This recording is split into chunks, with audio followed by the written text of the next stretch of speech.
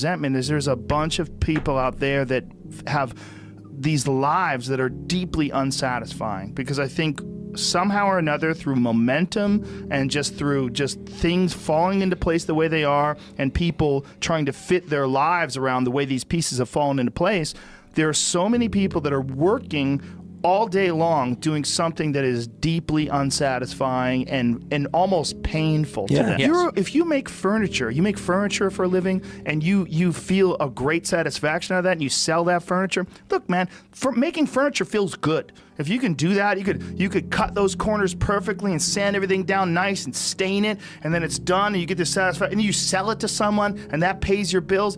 That is infinitely more satisfying than being stuck in some fucking cubicle working for someone that you don't want to work for, having to have these stupid fucking office meetings, talking to people in human resources, sitting down with your supervisor where they evaluate your job performance, and you're not really, you really need to be enthusiastic about this company. This company is your future. This kind of you're like, fuck, kill me now. There's a lot of people out there that would way rather do something else, and I hope they understand that they can. Everybody's got these stupid barriers they put in their own head. You got to resist those goddamn things, because they don't do you any good, and they certainly define the potential for your future in a negative way that's not self-serving, and it's not even real. You put this artificial ceiling on the potential for what you're doing. If you hit a wall, okay, that just means you need to regroup and rethink. It doesn't mean that wall's there, especially when it comes to something like social media or like a podcast, something where you like it less, fix that. Figure out a way to do it. You can do that. And this idea that there's no way to get past the starting block today is just ludicrous. It's crazy. And it's just this poor thinking. And people that are trapped in bad situations, one of the problems is you feel like this is your future. You feel like you're fucked and you can't get out of that. There's no hope. There's no light at the end of the tunnel. There's no rainbow. And if you feel like that, that alone can be incredibly defining and limiting. But if you look at yourself objectively and say, okay, I kind of am fucked here. I'm in credit card debt. I'm working in a shitty job. I don't like what I'm doing, but I have some ideas. I need to feed those fucking ideas. I need to feed them and water them, and I need to set aside a certain amount of time every day to just try to make those things happen. You can do that. Wondering why other people's success, or wondering why other people are successful, is the refuge of losers. Wondering why other people are successful. Like, who gives a fuck? You can say you think it sucks, but to spend time wondering why someone is successful and hating on someone being successful, it doesn't do any good. It's like, what is that old expression that jealousy is, it's a poison that does the opposite of its intended, is that your mind, you have a certain amount of bandwidth. This is why I don't read Instagram comments or Twitter comments or YouTube comments. Like, I don't have any time. If I read them, it's an accident. But to seek them out, like, you have bandwidth. I don't spend time wondering why I hate things or hating on someone or being jealous. You have, let's call it units. You have 100 units of bandwidth in your mind. So that means there's 100 units that you can spend on things you care about, or you could let your mind be occupied by some stupid fucking Twitter feud that you're in with some idiot that you don't even know, and you could spend 30% of your Twitter bandwidth or your mind bandwidth on this, and then you only have 70% for the things you love. And then maybe you're involved in some fucking relationship with someone who's an idiot, and you're arguing back and forth with them. Well, there's another 30% that's gone. Now you have 40% left. You have 40% for the things you love instead of 100%. But if you only concentrate on the things you care about that mean something to you, and I think that there's a lot of people out there that think somehow or another you're going to get to some place where you're living in silk sheets and you're getting your toes done while someone's dropping grapes into your mouth. I don't want that. I've never wanted that. That guy's not going to be happy. He's going to be bored. An hour into the grapes, you're going to get those fucking grapes away from me. Stop painting my toes. What am I doing in this bed? I got to do something. I'm not stimulated. The human organism, the animal that we are, needs constant stimulation because it evolved trying to find food and escape enemies, and find shelter, escape nature, escape the elements, try to survive, And this is the great joy that you have in taking care of your children, that you can protect your children from the elements and the enemies and feed them. And it's also the great sadness that you see in losers.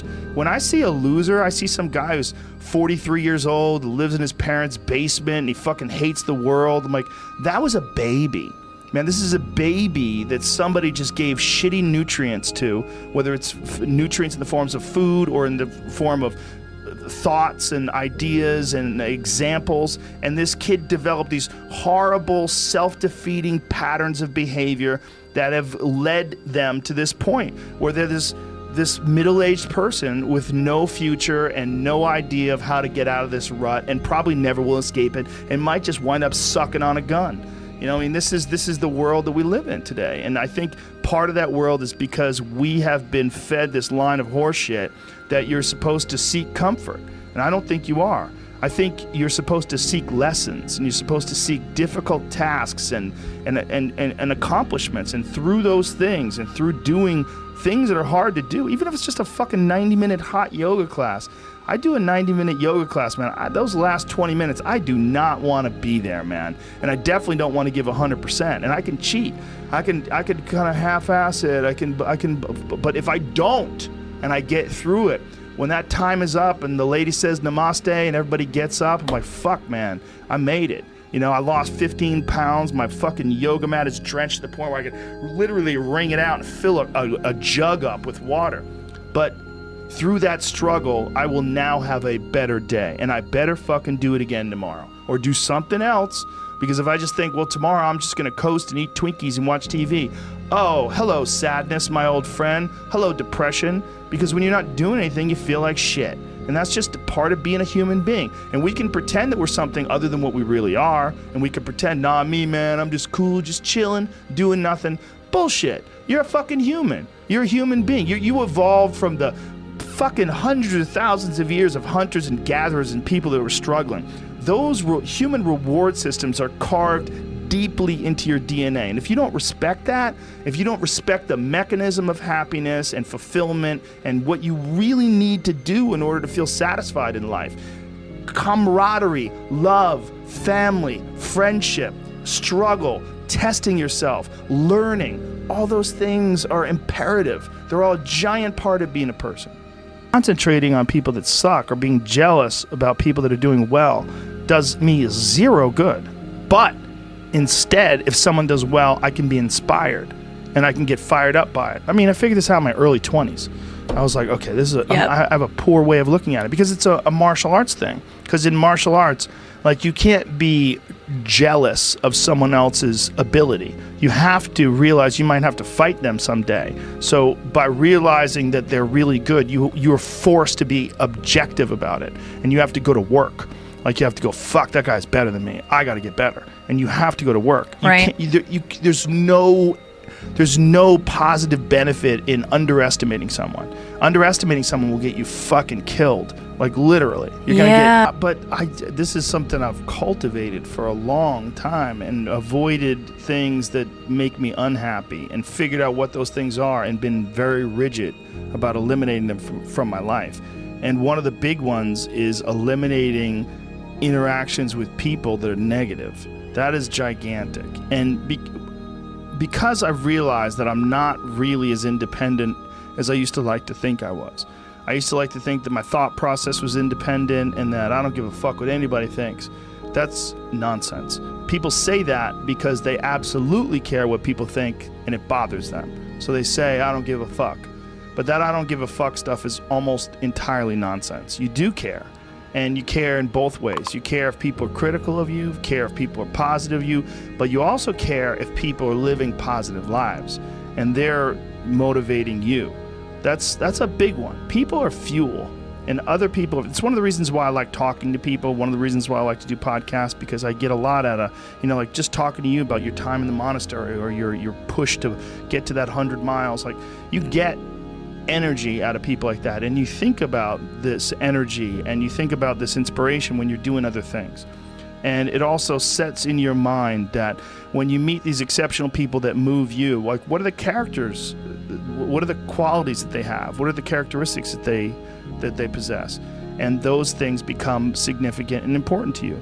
Whereas if you live around a bunch of people that are complaining and bitching about everything, and they see the negative in everything, and they're always whining, those people are the opposite of that. They're the opposite of inspiration, and they're mud.